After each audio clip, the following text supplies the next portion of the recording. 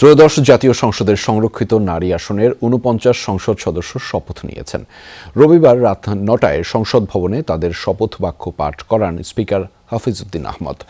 সংরক্ষিত নারী আসনের সংসদ সদস্যদের এই শপথ গ্রহণের মাধ্যমে ত্রয়োদশ জাতীয় সংসদ পূর্ণাঙ্গ রূপ পেল। এর আগে গত ৩০ এপ্রিল নির্বাচন কমিশন ত্রয়োদশ নারী আসনের বিনা প্রতিদ্বন্দ্বিতায় নির্বাচিত ৪৯ জনের গেজেট প্রকাশ করে। ১১ দলীয় ঐক্যের প্রার্থী ও নুসরাত তাবাসসুমের মনোনয়নপত্র শনিবার বৈধ ঘোষণা করেছে নির্বাচন কমিশন। তবে নুসরাত তাবাসসুমের নাম আইনি প্রক্রিয়া ও আপিলের সময় সংরক্ষণের কারণে গেজেট আকারে প্রকাশ হচ্ছে না বলে জানিয়েছেন নির্বাচন কমিশনার আব্দুর রহমান নেল মাসুদ। ফলে জাতীয় সংসদের শপথ অনুষ্ঠানে অংশ নিতে পারেননি তিনি।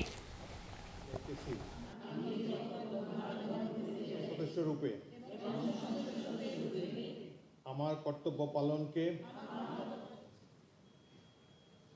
আজকে এই পার্লামেন্টে ৫০ জন নারী সদস্য শপথ গ্রহণ করার কথা ছিল, একজন করেন নাই, ৪৯ জন সদস্য শপথ গ্রহণ করেছেন।